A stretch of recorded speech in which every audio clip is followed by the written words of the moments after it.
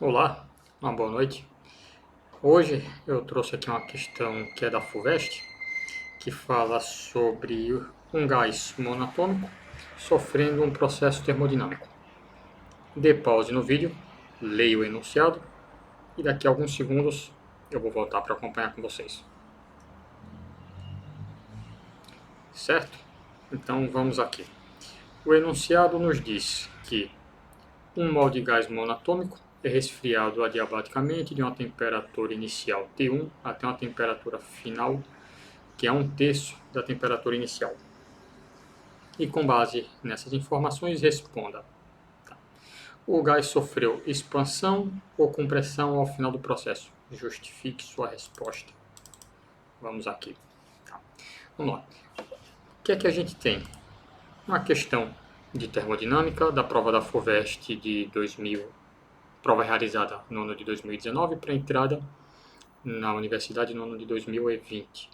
É uma questão que se refere ao primeiro princípio da termodinâmica, que é um princípio que se relaciona ao princípio de conservação da energia.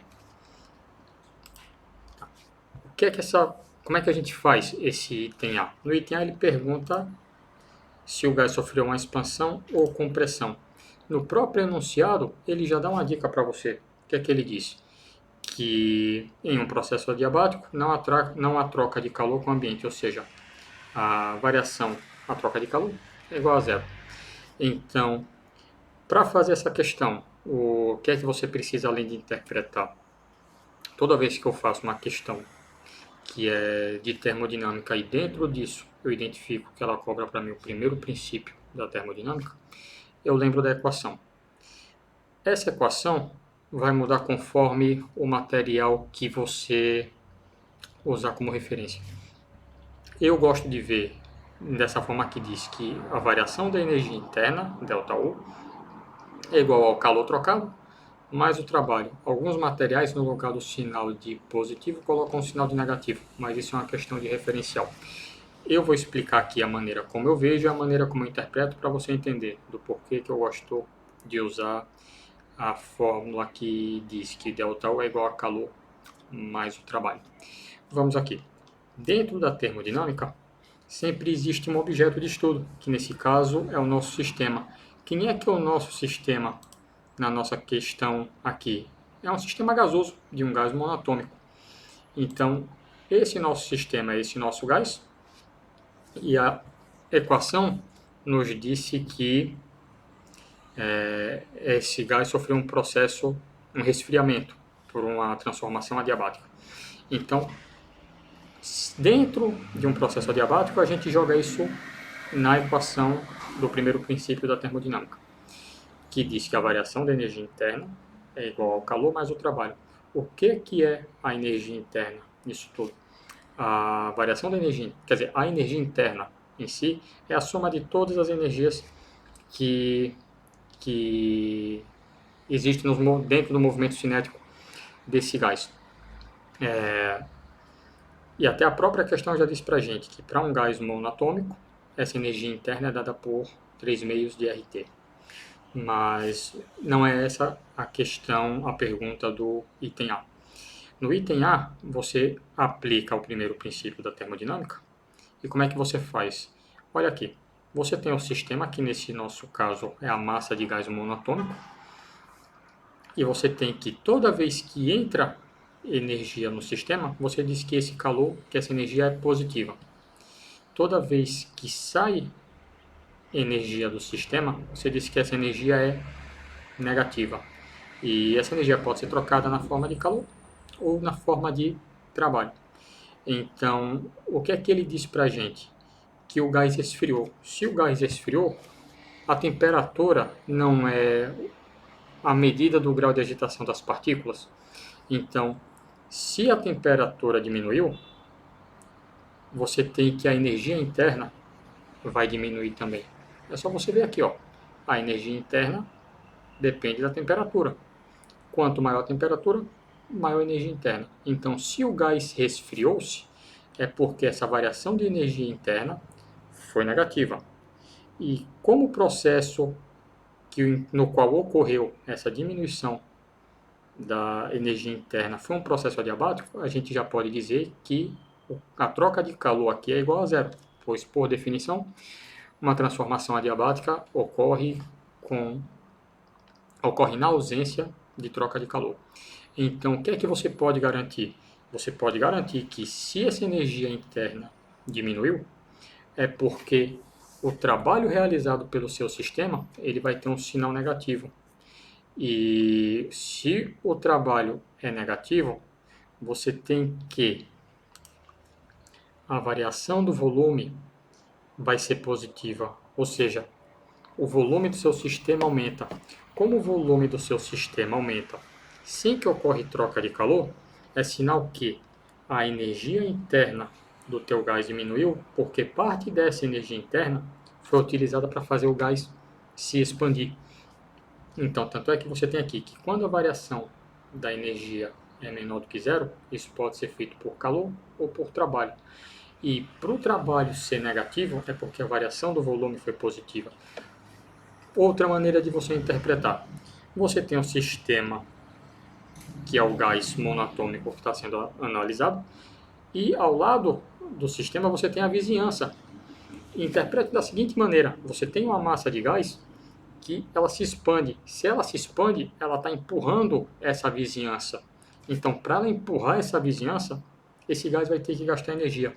É por isso que você tem que, para o trabalho ser negativo, a variação de volume tem que ser positiva. Essa variação de volume pode acontecer sob pressão constante ou sob uma pressão não constante. Quando essa variação do volume, quando esse trabalho ocorre sob pressão constante, você tem que o trabalho é igual a menos P delta V. Ou seja, quando o ΔV é positivo, o trabalho vai ser negativo. Então, se a questão te diz que o gás sofreu uma expansão, sofreu um resfriamento num processo adiabático, você tem que entender que isso, no fim das contas, significa que o gás sofreu uma expansão. E como é que você explica isso? Você explica isso com base no primeiro princípio da termodinâmica. Então, quando você vê uma questão que te direciona para a termodinâmica, qual é a palavra aqui que me direcionou a minha linha de raciocínio na direção de termodinâmica? Ele já fala que tem um processo adiabático. Isso aqui a gente estuda na termodinâmica. Então, opa, eu tenho um processo adiabático dentro de um gás monatômico. Ótimo, isso aqui é a primeira coisa que me passa pela cabeça. É a equação do primeiro princípio da termodinâmica. Então, aplicando aqui dentro dessa equação o processo adiabático que ocorre com o calor trocado sendo igual a zero, você vai ter que a variação da energia interna vai ser igual ao trabalho. E o valor do trabalho, se vai ser positivo ou negativo, vai depender se ele sofre uma expansão ou se ele sofre uma contração ou compressão. Tá ok? Então, item A está respondido. Aqui no item B, a questão nos pede para encontrar o valor do trabalho em função de R e de T1. Vamos aqui. Tá. Conforme nós conversamos no item anterior, o trabalho é igual à variação da energia cinética. Isso, pois, conforme o primeiro princípio da termodinâmica, em um processo adiabático, não há troca de calor. Então, o trabalho é igual à variação da energia interna, que vai ser igual à energia interna final, menos energia interna inicial. A energia interna de um gás é igual a 3 meios de nRT. N é o número de mols do gás. Porém, se você olhar aqui no enunciado, ele já disse que é um mol de gás que está sendo estudado. Então, você tem que o N é igual a 1 e a diferença de temperatura vai ser o TF, que é a temperatura final, que é T1 sobre 3, menos a temperatura inicial, que é T1. Então, você tem que o trabalho é igual a 3 meios de R vezes a variação da temperatura. Como a temperatura final é menor do que a inicial, essa variação de temperatura tem um valor negativo. Então, no fim das contas, você tem que o trabalho é igual a menos R vezes T1. Ou seja, mais uma vez, só comprovando aquilo que a gente comentou no item A. O trabalho é negativo, porém lá nós fizemos a análise observando a variação de volume. E aqui a gente fez a conta conforme pedido pelo enunciado. A gente fez o cálculo em função do R e da temperatura inicial T1, tá certo? Então, esse é o valor do trabalho conforme pedido no enunciado. Tá. E por fim, no item C, a questão nos pede: encontre a razão entre as pressões final e inicial do gás após o processo. Observe que esta última informação vai ser útil agora para o processo adiabático em questão, ou seja, isso vale para esse exemplo que o enunciado nos dá. Não vale para qualquer processo, mas ele diz que para o processo adiabático em questão, a relação P vezes V elevado a 5/3 é constante. Então, vamos aqui.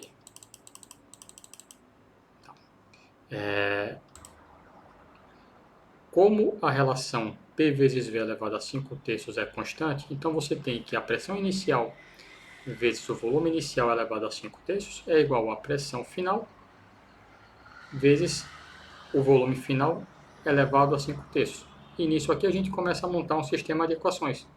Nós temos essa primeira equação e um outro dado que a questão nos dá é que o gás em questão é um gás ideal. É um gás ideal.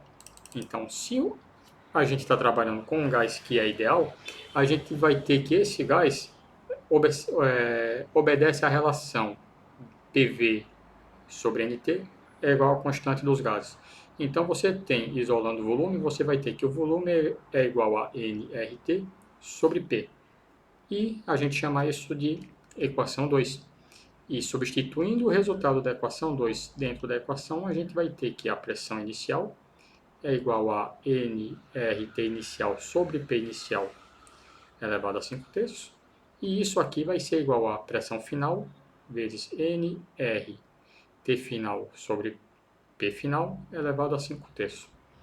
E disso aqui a gente acha que a pressão final sobre a pressão inicial vai ser igual a raiz de 3 sobre 27.